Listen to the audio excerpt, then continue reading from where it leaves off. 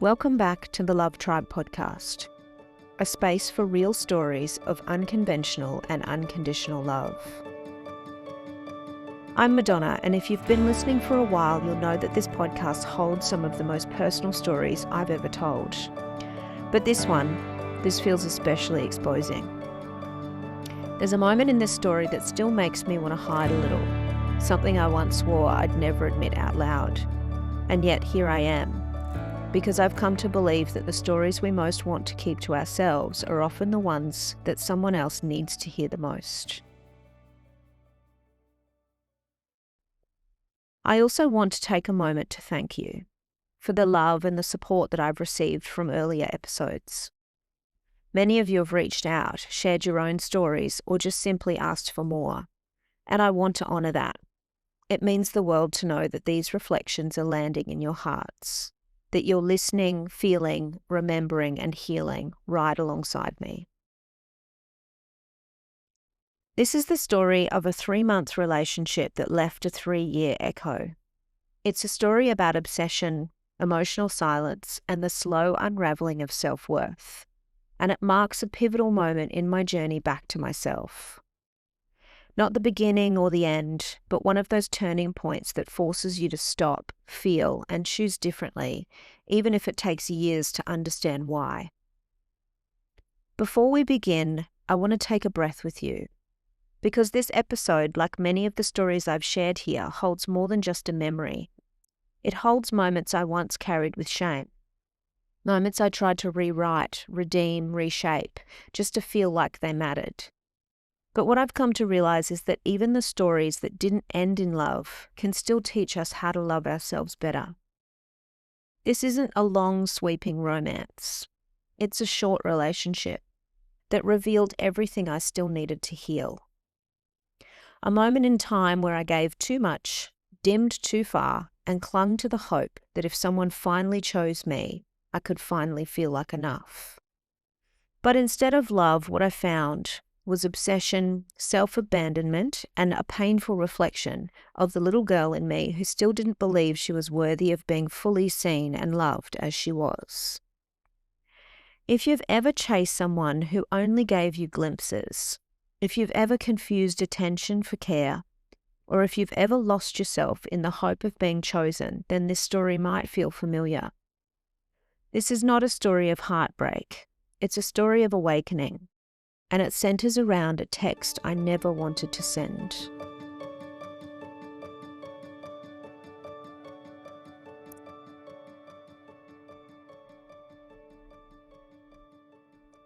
He was charming, successful, and magnetic, but not in a polished professional way. He was loud, funny, and disarming, charismatic in that unfiltered and rough around the edges kind of way. Someone everyone wanted to be around. He made people feel special, and it worked for his business. People noticed him, and so did I. He pursued me for 6 months before anything actually happened. 6 long months of lingering eye contact, warm smiles, and conversations that felt like a game of emotional chess. He flirted heavily, but never made a move. And I let him lead. I stayed submissive, quietly letting the story unfold, always a little unsure of what game we were playing. When he finally asked me out, it wasn't the kind of first date I imagined. It wasn't intimate or thoughtful. It was a group setting with his friends. I was being introduced to his world before he'd even taken the time to really get to know mine. And I went along with it, telling myself it meant something. Things started slowly from there. He told me early on that he had a trip planned, a month in Italy, and that he didn't want to take things to the next level until he got back. At first, I respected it. I told myself it meant he saw me differently, that this was serious. But the more I sat with it, the more I realized I hadn't actually agreed to anything. I hadn't been asked. I'd been placed into a carefully orchestrated plan that I had no say in. It wasn't mutual. It was a performance. I wasn't being desired, I was being positioned, held back, framed as wife material before I'd even had the chance to be me. And if I'm honest, I didn't feel honoured. I felt controlled. I didn't feel cherished. I felt like I was being cleaned of whatever past he didn't want to repeat. I'd learned that his last relationship was chaotic and centered mostly around physical intimacy. So now he was looking for something calmer and more pure. And that's what I became, not out of choice, but out of pressure to be pleasing. I remember not wanting to mess it up, not just for me, but for everyone watching, because my family saw him too. My sister in particular didn't think I was worthy of him. She had a reputation to uphold in our small community, one rooted in religion and appearances. And I could feel her judgment any time his name came up. It made me second-guess everything, made me think I needed to prove I was worthy of someone like him. So I ignored the pit in my stomach. I started masking without even realizing it. I chose to keep things light, agreeable and effortless, anything to avoid seeming like too much. And at the same time, he started to build a connection with my son. He was young and curious, and he looked up to him instantly. The cars, the attention, the sense of ease. It was magnetic to a child. And that softened me. It made me want this to work, not just for me, but for the little boy who was starting to feel like he had a place in this story too. Looking back, I see how early I abandoned my truth, how quickly I made myself smaller to fit a narrative. It wasn't love, it was performance. And then just a few months in, he made an offer that stopped me in my tracks. He asked us to consider moving in with him. On the surface, it sounded generous, kind even. We were spending time together, and maybe to him it felt like the next logical step. But it wasn't. We'd only been together a few months. We hadn't even had a conversation about where this was going, and suddenly he was inviting me and my son to move in. It didn't feel like progress, it felt like pressure, like I was being placed inside a version of his dream, the perfect woman to complete the life he'd already envisaged. I didn't agree. I didn't move forward. I stopped. Something in me pulled back, quietly and instinctively. And in that moment, the imbalance between us was clear. Not just in what we wanted, but in how we communicated. We weren't speaking the same emotional language.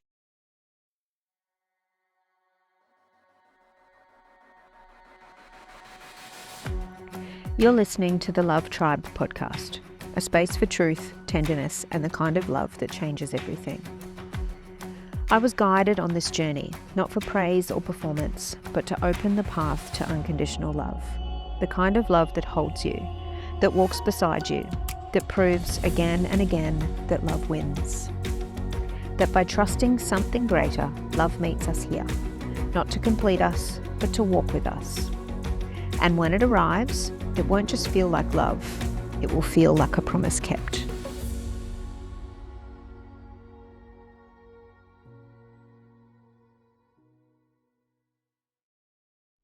To this day, I've never shared a single living expense with a partner, not once. I've paid every bill, carried every responsibility, and made every decision on my own since I became a mother. That kind of self-reliance can harden into identity. So even though part of me was genuinely excited by the offer, maybe even relieved, the other part felt exposed. It wasn't about him, it was the way I'd been conditioned to see myself, as someone who doesn't need help, who shouldn't need help. And it wasn't just financial, it was emotional too. There's this unspoken narrative that women are waiting to be rescued or funded. But I've never wanted a lifestyle. I wanted a partnership. I wanted the conversation, and that's what was missing. He made the offer without asking what I wanted or needed, without checking whether I was ready, without creating space for my fears to be seen. It wasn't about control, it was about assumption. Without that mutual respect and dialogue, his offer didn't feel like love. It felt like something I had to earn or perform for. And that's when I started to pull away, slowly and quietly, because it's hard to stay when your independence is mistaken for resistance.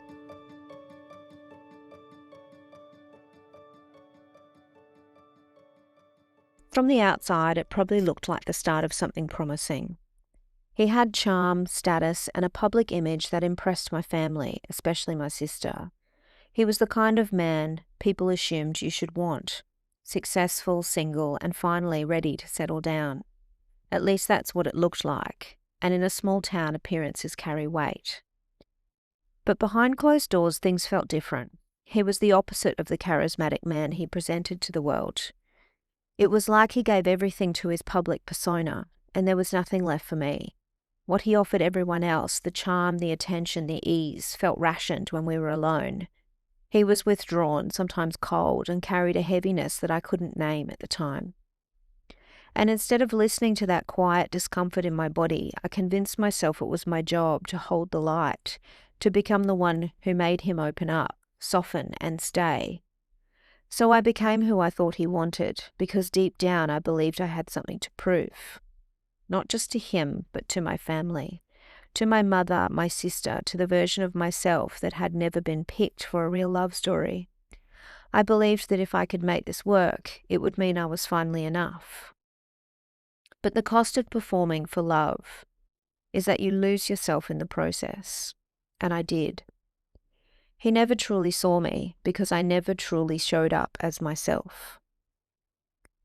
It was a few months into our relationship when I stayed the night at my mum's. We were having a few drinks and she asked me how things were going with him.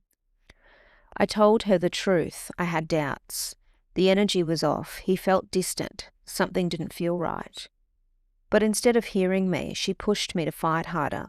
She told me this was my chance at happiness and commitment, the real love story that I'd been waiting for. She asked if I'd told him how I felt about him, and when I said no, she told me to text him that I loved him. I wasn't ready. But I gave in. It was the alcohol, it was her urgency, it was the emotional immaturity and my desperate need to be accepted by her. If you've been listening for a while, you know what that dynamic was like. So I did it. I texted him, I love you. And of course he didn't reply.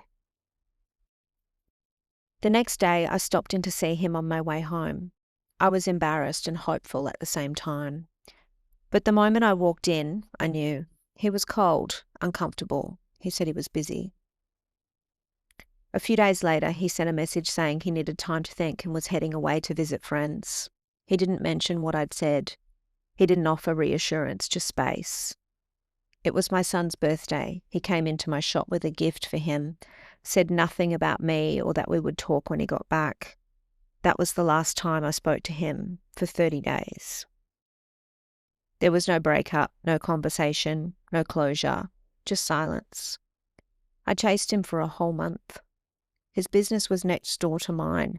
He was physically there every day, and I turned up too, asking him to speak to me, requesting acknowledgement, some thread of clarity I could hold on to. Eventually I wrote him a letter, poured out everything I was feeling, and left it in his letterbox. He told me later that he'd read it, said he'd reply soon. He never did. I eventually wore him down. When he finally agreed to talk, I don't even remember the conversation. I think I told him he owed me honesty, that I wasn't too much, that he could always talk to me. I was still dimming myself, still trying to be palatable, still making it easy for him to avoid the hard parts. I have no memory of what reason he gave for leaving, if he gave one at all. And somehow after that, we became friends for 3 years. 3 years of blurry boundaries, drunken conversations, flirting, moments that felt like maybe, just maybe, he was coming back. I obsessed, I overthought, every message, every glance. I stayed loyal to the fantasy long after the man was gone. I kept trying to show him the real me, hoping that if he could just see her, he'd finally love her. But he never did. Because love can't find you when you're hiding, even if you're hiding in plain sight. Looking back, it wasn't just him I was chasing. I was chasing a story, one I'd inherited, one I didn't know I had the power to rewrite. A story about worth, about waiting, about love being something you earned by being good, agreeable, useful. But the deeper truth, this wasn't just about a man. This was about the pattern, and the pattern started long before he ever entered the room.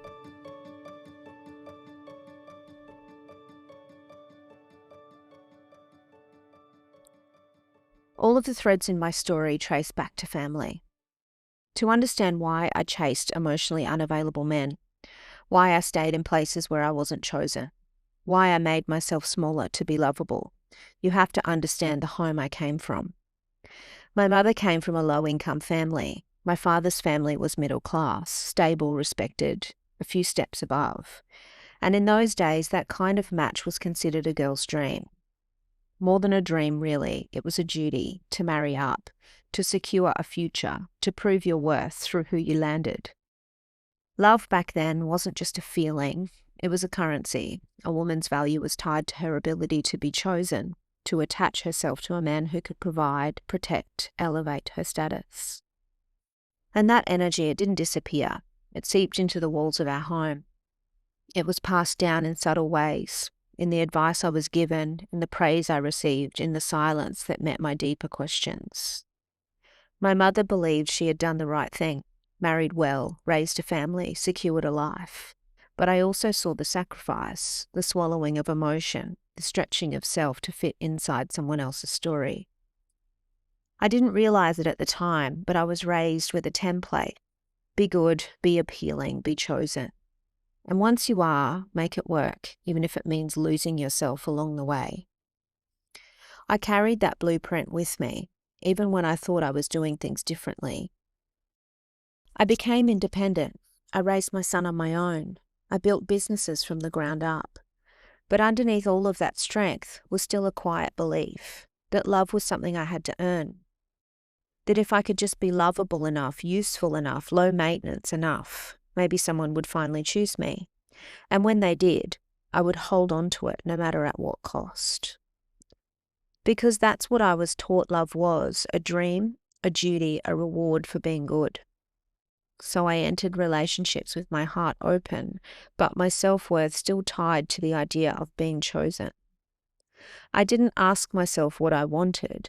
I didn't ask if I felt seen. I didn't ask if I felt safe or cherished or met. I let other people, partners, family, society tell me what I should hope for. What would make me happy? What would make me feel complete? But the truth is, what I wanted was simple. I didn't want someone to rescue me or be impressed by me. I didn't want to be quietly supported from the sidelines. I wanted a partner, an equal, someone who could build a life with me, not just stand beside it. Someone who would meet me emotionally, spiritually, and practically, not just ask me to fit into a role that made them comfortable. But when you're raised on a model of marry well and make it work, you don't always realize that love can feel different, that it can feel mutual, spacious, and safe. You keep performing because performance is how you've been taught to earn love. You keep waiting because waiting is what you've been taught patience looks like. You keep hoping because hope is easier than heartbreak. But the truth is, love doesn't ask you to earn it, and it doesn't require you to become someone else to receive it. What it does require, if it's real, is presence. And I wasn't present with myself, not really. I had been living outside my body, outside my boundaries, outside my truth, chasing love like a destination that kept moving every time I got close. The only way out of that pattern was through it. I had to burn to learn. It wasn't just a heartbreak, it was a reckoning. The kind that forces you to look at yourself with honesty, not blame, not shame, but truth. But the truth didn't arrive quickly. I didn't heal right away. After him, I kept things casual. I moved through connections with my heart half closed. I told myself I was fine as long as it didn't get serious. Because serious meant risk, serious meant vulnerability, serious meant again. And then there was that last relationship, the one I shared in an earlier episode, the one that started light and grew heavy, that ended without ceremony, that broke something open in me I hadn't touched in years. That ending led me to 10 years of celibacy, not as a vow, not as a conscious choice at first, but as a kind of numbness, a quiet self-protection. What I didn't know then was that my healing had already begun. Not with men, not with dating, but with family. It was through facing my family trauma, through unlearning the template I had inherited, that the truth finally started to rise. The trauma hadn't started with romantic love. It had started in the silences I was raised in the ways I was taught to perform, to endure, and to serve. And the real healing came when I stopped asking, why didn't he choose me? And started asking, why did I keep choosing people who couldn't see me? That's when I started to feel again. Not just surface emotions, but all the way to the edges. The grief, the shame, the heartbreak, the desire, the truth. And in feeling it all, raw, real, unfiltered, I finally returned to myself. Because feeling is the first step to healing. And I didn't need to be loved to have value. I didn't need to be in a relationship to be whole. I just needed to stop abandoning myself in the name of love.